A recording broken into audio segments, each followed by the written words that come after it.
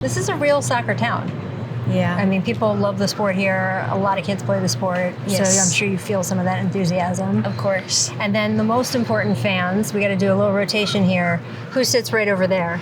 My parents, they sit in C2. Just having them at my games, it brings a sense of calmness and peace when I can just look up and see them there and just relax, like, do you? Mm-hmm. At the beginning of the games, my dad and I, we like salute to each other. So it's great having them to support me. I love that. Well, pregame routine, that's the end of it, right? Yes, ma'am. And then it's time to go. Rolling. Yep.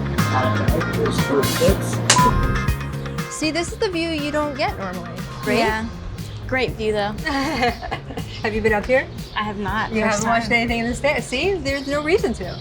I like that. Well, now you see what everyone else sees, right, when they're here for the Croix show. So, nice little wing gusts up here to keep us cool. I like that. Nice. And we normally see you down here. I don't want to say you're a finished product because you have a lot of career to go, but we see you as this amazing player now. I want to go back and find out at the very beginning, what made you take to soccer in the first place? Well, my parents put me in sports when I was super younger. I have an older brother. He's about 4 years older than me, and that's kind of how I got playing into soccer. And then they picked up and moved you across the Atlantic Ocean. Both of your parents are in the Air Force? Yes, ma'am. Okay, so they pick you up, they move you to England. And what does that mean for your sports career? That's kind of where it took off.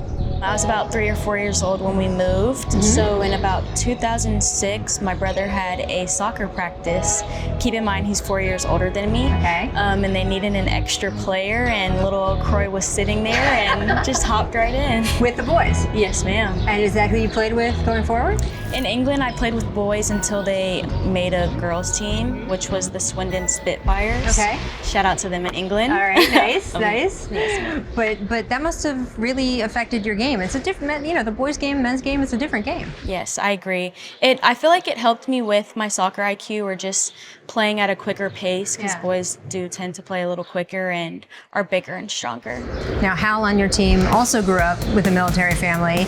How much is it nice to have that touch point? You're on a new team, but you know someone understands where you're coming from. Right. It's great. I've known Hal since high school. We actually played on the same club team in Georgia. So for us to be back together, it's great. That's awesome. And did you live in Atlanta pretty much after coming back from England? So you got some stability there. Yeah. I like that. All right.